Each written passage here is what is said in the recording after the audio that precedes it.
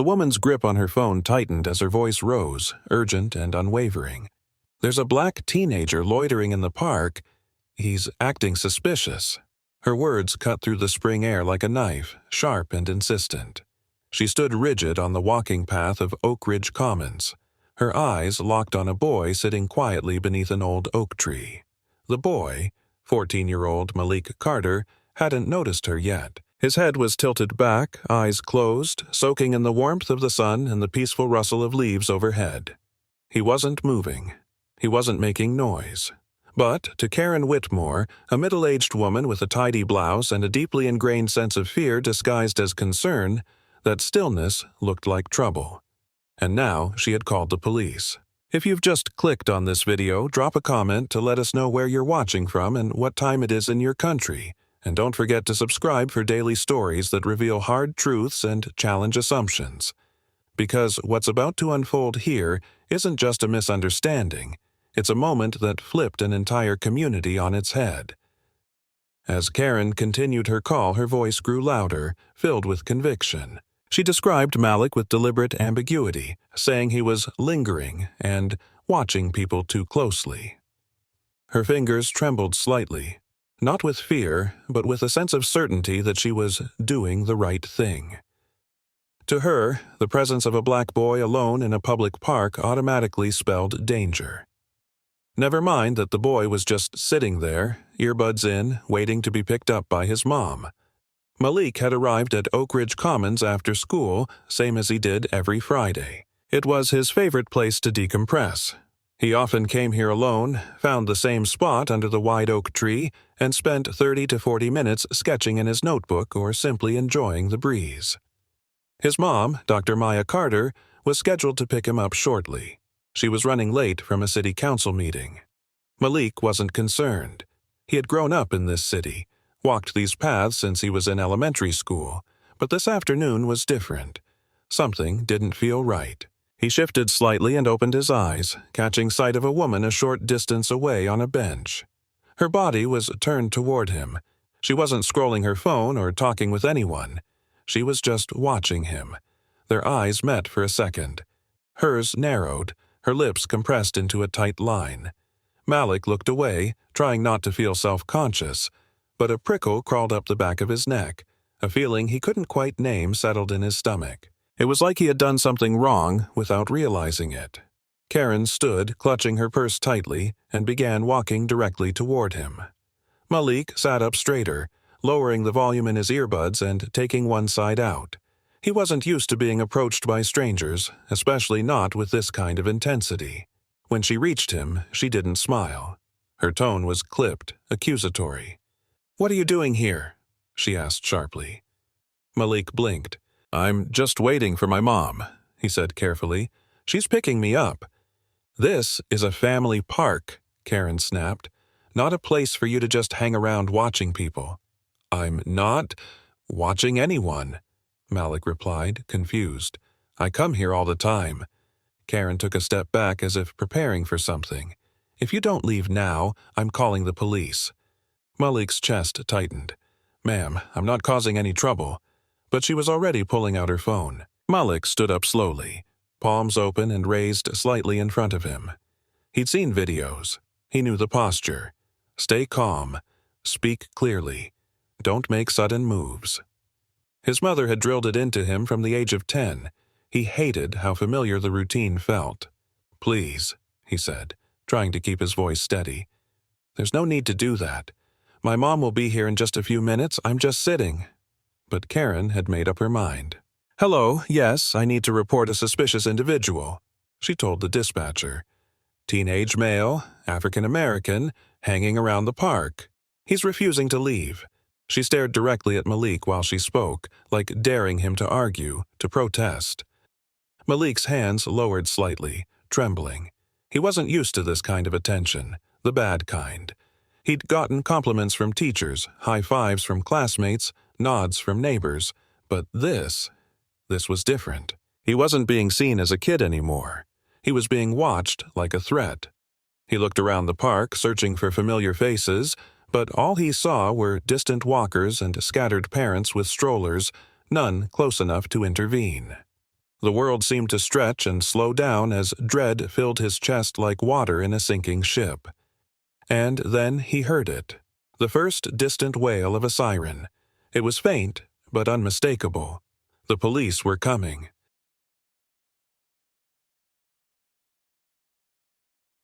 The sound of approaching sirens grew louder, their rising wail slicing through the once quiet afternoon air of Oak Ridge Commons.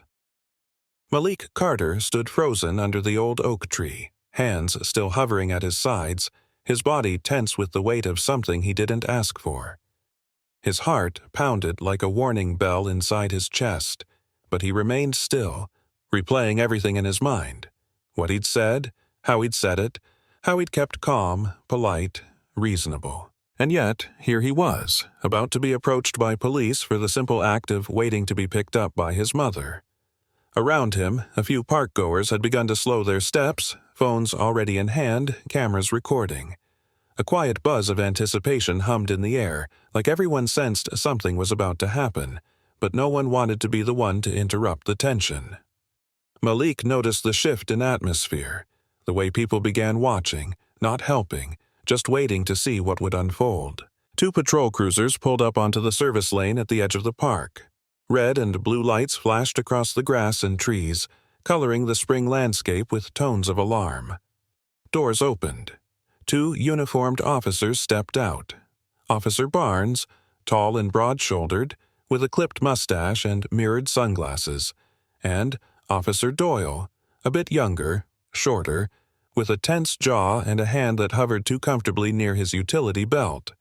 Their pace was measured, slow, deliberate. Eyes forward. Assessing. Calculating. Target locked. Karen Whitmore waved them down, her voice rising to greet them before they even reached her.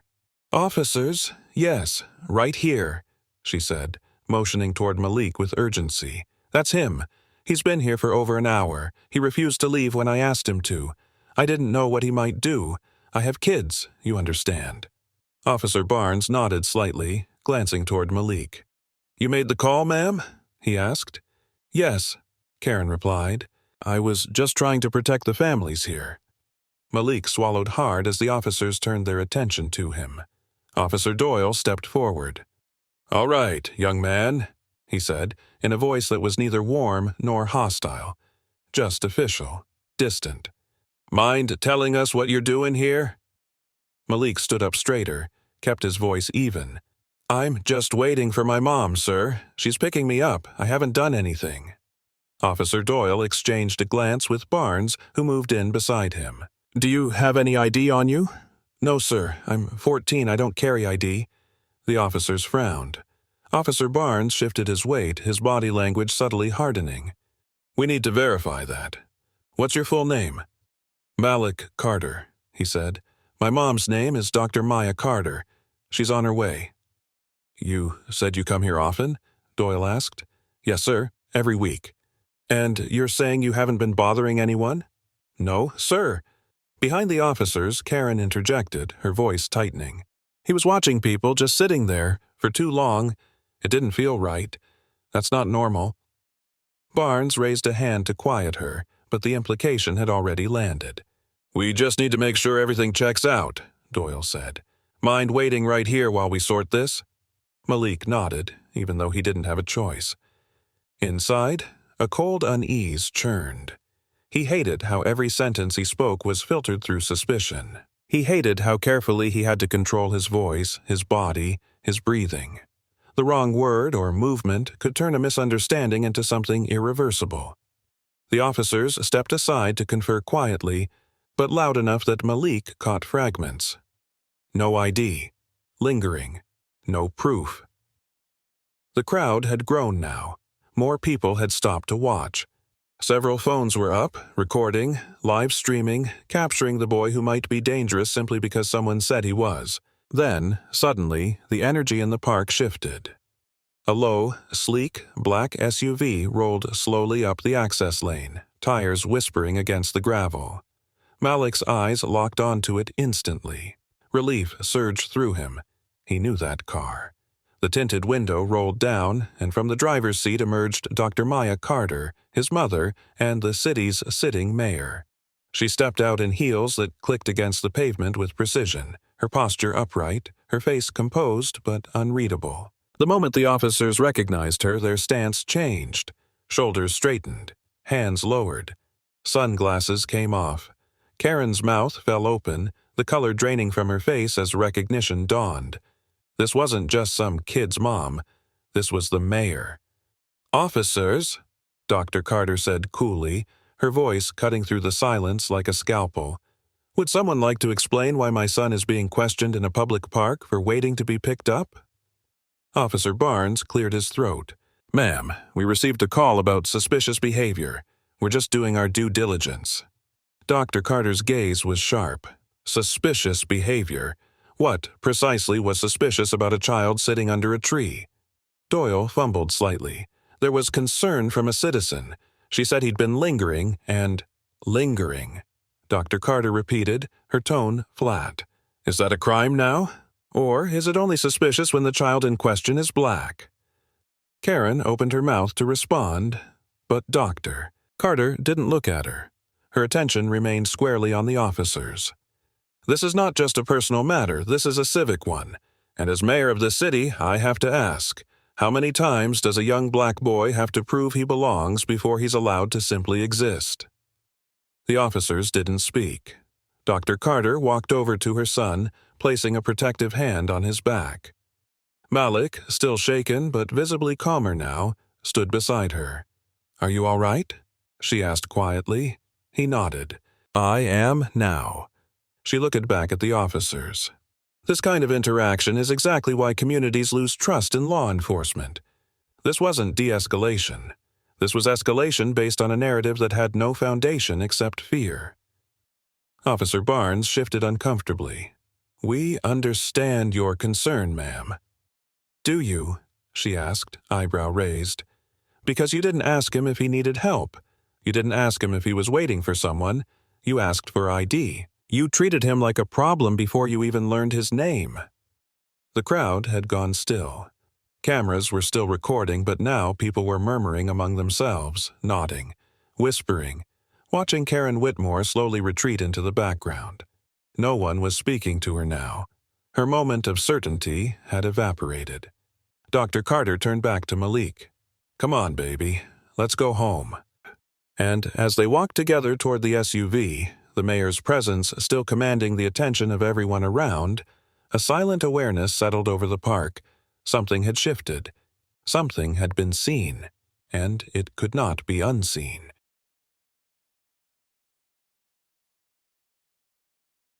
Dr. Maya Carter paused before opening the SUV door, her hand still resting lightly on Malik's shoulder, her eyes scanning the park one last time.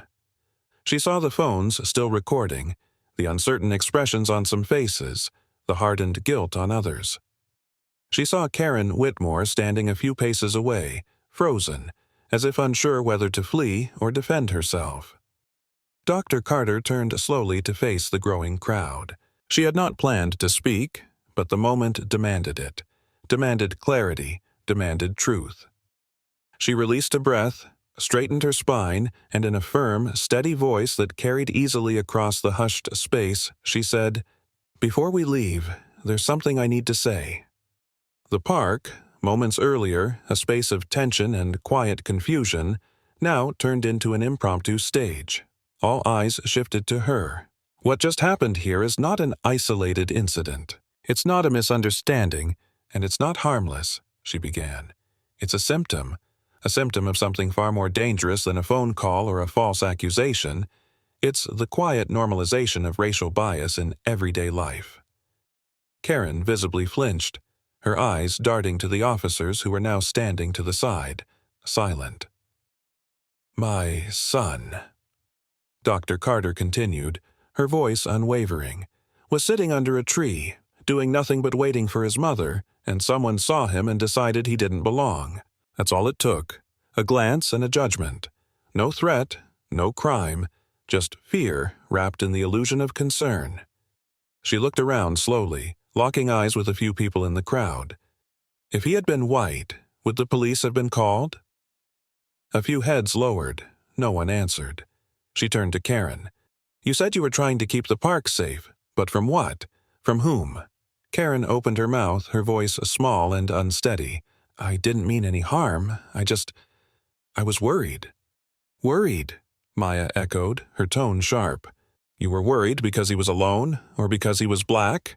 Because I have yet to hear what exactly about him felt dangerous to you. His presence, his skin, his silence? Karen shook her head. No, that's not. I wasn't thinking that way. But you were, Maya replied without hesitation. You were thinking that way without even realizing it, and that is exactly the problem. You saw a child and imagined a threat, and that child happens to be my son, but the point is, he shouldn't have to be anyone's son to be safe. He should be allowed to sit in a park without being criminalized by a stranger's imagination. The silence was so complete it seemed to vibrate. Officer Barnes shifted, visibly uncomfortable, and stepped forward. Mayor Carter, we understand this is upsetting, and we'll be filing a full report. Upsetting? Maya cut in, turning toward him. Officer, with all due respect, this could have ended very differently. How many times have we seen it go worse? How many black boys have ended up in the back of cruisers, or worse, because someone made an assumption and the police escalated instead of de-escalating? Barnes hesitated, then looked down. Dr. Carter's voice softened slightly as she turned back to the crowd. We need to stop pretending these are isolated cases. We need to stop saying we're surprised when this happens. The truth is we are conditioned, yes, conditioned, to see blackness as threat before we see it as human, and that conditioning has consequences. She glanced down at Malik, who was standing quietly beside her, hands clenched at his sides. Today, my son learned something many children never should have to learn, that innocence and politeness and compliance don't always protect you, that sometimes the world sees you not for who you are, but for what it fears you might be. And that is a brutal, unjust reality to carry. Malik lifted his gaze then, his voice soft but clear. I was just sitting here, he said, just enjoying the day, and in 5 minutes I went from a kid waiting for his ride to a problem that needed police. A ripple of murmurs passed through the crowd. Some people were nodding, others were looking away. The weight of those simple words, from a kid to a problem, hung in the air like smoke. Maya took a step forward. This cannot be the norm, she said. So I'm announcing today, right now, that the city will be implementing mandatory anti-bias training for all law enforcement and public employees, starting immediately. We will also be launching a community listening series to hear from citizens, especially youth and marginalized voices, about how to make our public spaces truly inclusive. A man near the front raised his hand.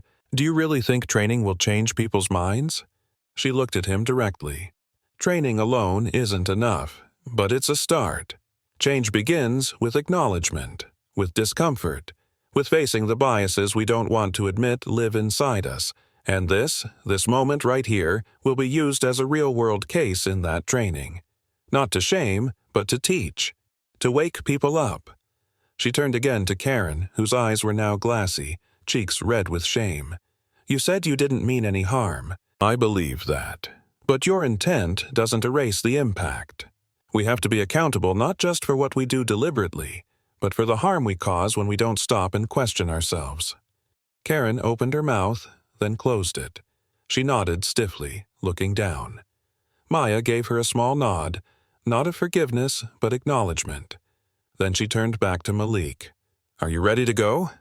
Yeah, he said, voice steadier than before. She gave the crowd one final look. Let this be a lesson. Let this be a spark. We can either ignore what happened here, or we can let it change something. The choice is ours, but silence is no longer an option. And with that, she placed a hand on her son's back and led him toward the SUV, the doors closing with a quiet finality behind them. The mayor and her son drove away, but the message they left behind lingered in the air like a storm cloud ready to break open. In Oak Ridge Commons, no one resumed their walk. No one resumed their small talk. They stood still, left to reckon with what they had witnessed, with what it said about their city, and about themselves.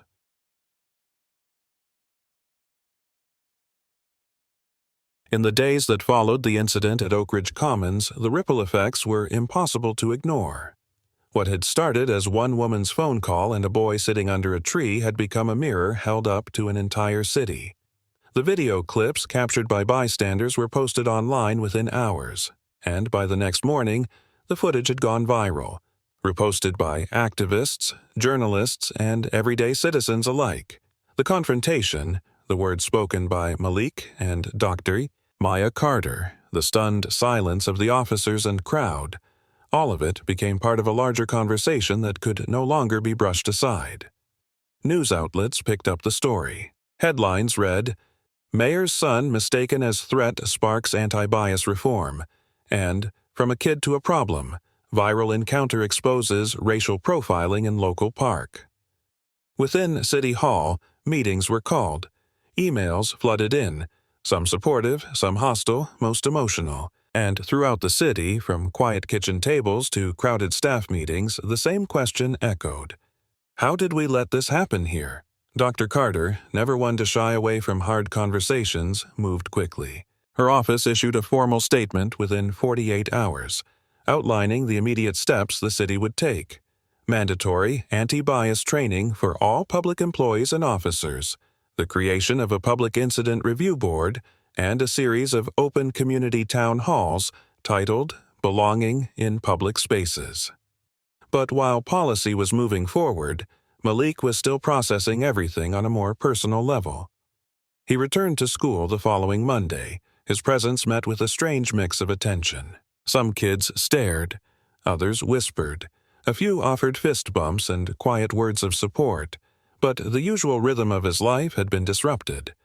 At lunch, his best friend Theo asked, "You good, man?" Malik shrugged. "I guess. I'm tired of talking about it." Theo nodded, then leaned in. "You should come to debate club. Friday. You got something to say and people want to hear it." Malik didn't answer right away, but the idea lingered. That Friday, he sat in the back of the debate room, listening at first, then eventually raising his hand. When given the floor, he didn't recite a practiced argument or statistics. He just told the story. What it felt like to be seen as a threat for sitting still, to be asked for ID when all he had was a math test in his backpack, to watch his mom fight, not just for him, but for a principle. His voice wavered at first, but it steadied with each sentence. When he finished, the room was silent, not out of indifference, but reflection. Several students approached him afterward. One girl said, "That changed how I think about stuff." Another whispered, "I'm sorry, I didn't know it was like that." Malik felt something shift. He wasn't just the subject of the story, he was becoming its narrator. Elsewhere in the city, momentum built. Churches organized forums. Local businesses put up signs that read, "All belong, hate has no place here." The Oak Ridge Police Department issued a public apology, though some found it lukewarm. Officer Barnes and Officer Doyle were placed under review and enrolled in extended training. Karen Whitmore, after several days of silence, released a handwritten letter through a local paper. It read, in part, "I made a mistake. I didn't stop to question my assumptions, and I see now how harmful that was. I am sorry to Malik, to Mayor Carter, and to this community." Some accepted the apology. Others called it too little, too late. The next town hall filled every seat in the community center. Standing room only. The discussion was heated but constructive. Residents vented frustrations, shared stories, offered solutions. Dr. Carter moderated with calm but unflinching honesty. "We're not here to cancel people," she said. "We're here to challenge a culture that criminalizes Black existence. If that makes you uncomfortable, good. That's where growth starts." Parents asked for guidance on talking to their kids. Teachers brought in new classroom materials. A local artist began sketching a mural on the side of the library, an image of a tree, strong and rooted, with silhouettes of children beneath its branches, the words, "We all belong," arching across the sky. Malik visited it one afternoon after school. backpack slung over one shoulder, still in uniform. He stood quietly for a few minutes before the artist noticed him and waved. "That's you," the artist said, nodding toward one of the silhouettes. "Hope that's okay." Malik smiled. "Yeah, it's okay." And he meant it, because something was happening. Something real, not perfect, not immediate, but movement. Malik's mom continued to face both praise and pushback. Some residents accused her of making it political. Others thanked her for her strength. But she didn't flinch. "Justice is always political," she told a local reporter. "So is silence." In classrooms and coffee shops, on sidewalks and social feeds, the conversation kept evolving. People shared their own stories of being profiled, dismissed, ignored. Others admitted they hadn't seen the problem until now. The city's wounds had been exposed, but with that exposure came the chance to heal. Slowly, awkwardly, imperfectly, but together. Malik still walked past the tree in Oak Ridge Commons sometimes. He never sat under it again, not for long. But he always paused, not in fear, in acknowledgement. That place would never be just a patch of grass and shade anymore. It was a landmark now, a moment frozen in time. And he, no longer just the boy in the video, was part of something bigger than himself, part of a story that had ignited a city's reckoning and maybe a path forward.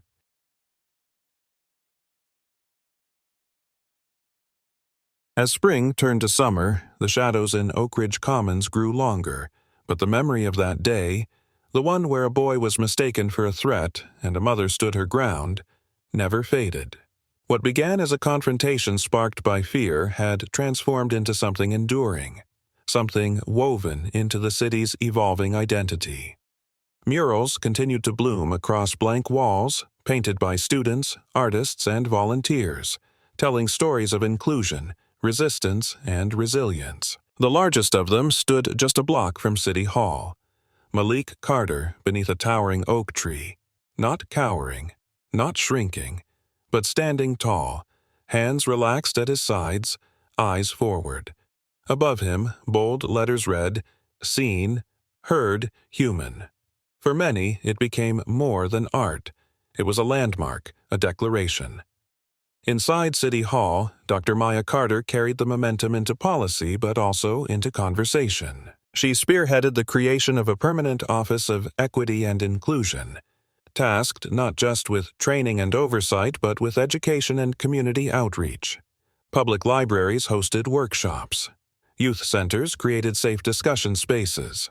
Police were required to complete not only anti-bias education, but also immersive community service with the very neighborhoods they once patrolled at a distance. It wasn't a magic fix. No single initiative could rewrite years of mistrust or undo a culture of suspicion, but it was a start, a shift. And sometimes that's what change looks like. Not a dramatic flip, but a patient, persistent turning of the wheel. For Malik, life moved on, but never quite back to normal. He had become a symbol, and symbols carry weight, sometimes too much. Strangers recognized him in the grocery store. A teacher at school asked him to speak during an assembly on civic responsibility. A local podcast wanted to interview him. He said no to some, yes to others. He was careful now, not because he was afraid, but because he was aware. He understood the difference between attention and agency. "I didn't ask to be a story," he told his debate club during one Friday meeting, "but now that I am, I want to make it count." And he did. He led a citywide youth forum, co-authored a proposal for bias awareness in schools, and even met with the governor during a visit. But he never lost touch with the simplicity of who he was. A kid who liked to draw, who liked quiet parks and long afternoons, who still missed the days when sitting under a tree didn't mean being watched.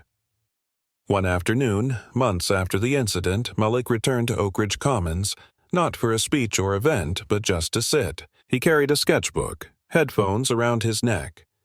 As he approached the old oak tree, he saw a younger boy, maybe 9 or 10, already sitting there, legs crossed, flipping through a comic book. Their eyes met, and the boy didn't flinch. He smiled. Malik smiled back, then took a seat on a nearby bench. That simple exchange meant something, a kind of passing of trust, a new normal taking root. Elsewhere, Karen Whitmore was quieter now. She had stepped away from her HOA board, declined interviews, and stopped attending community events for a while. But after several months, she reappeared, not with defensiveness, but humility. She volunteered for one of the city's community listening circles. She listened more than she spoke. She didn't ask for forgiveness. She didn't expect it, but she showed up. And sometimes showing up was the beginning. Dr. Carter noticed. At a later event, she approached Karen, not to scold, but to acknowledge. "Growth starts somewhere," she said. "Let's hope this is it." And it was. For Karen, and for others like her who had to unlearn before they could rebuild. The local high school, Malik's school, began a student-led initiative called Public Belongs to All, organizing peer-led talks about belonging, race, and public safety. The school paper ran monthly features on students of different backgrounds and how they navigated identity in everyday spaces. Malik was featured in the first edition. His quote read, "Don't just see me when it's dramatic. See me when I'm just existing." That line was printed on T-shirts by a local youth organization, worn at a city unity march 6 months after the incident. Thousands showed up. It wasn't a protest, it wasn't a celebration, it was a moment of shared presence. Walking side by side, no slogans, no shouting. Just being. Together. Later that night, Malik sat at home across from his mom, both tired but content. "Do you think it worked?" he asked, his tone quiet but curious. "All of this?" Dr. Carter looked at him, smiled thoughtfully, and said, "It's not about whether it worked. It's about whether it mattered. And yes, it did." She reached across the table, squeezed his hand gently. "You mattered. That moment mattered. And everything that came from it, that's the legacy." Malik nodded slowly. Outside, the evening breeze rustled the leaves of the trees lining their street. It reminded him of that day in the park, the calm before everything changed. But now it was different. Now it wasn't fear that filled the air. It was awareness. It was connection. It was progress, slow and imperfect, but alive. And in that moment, as mother and son sat quietly in the soft glow of their kitchen, the story that had once begun with suspicion had found its final note. Not an ending, but a beginning shaped by truth, courage, and the kind of change that only comes when people refuse to look away. What do you think about what happened in Oak Ridge Commons? Have you ever experienced or witnessed something similar? We'd love to hear your thoughts. Drop a comment below, and let's keep this conversation going. And if this story moved you, inspired you, or made you think, don't forget to like, subscribe, and turn on the notification bell so you won't miss the next powerful story we share. Your voice matters here,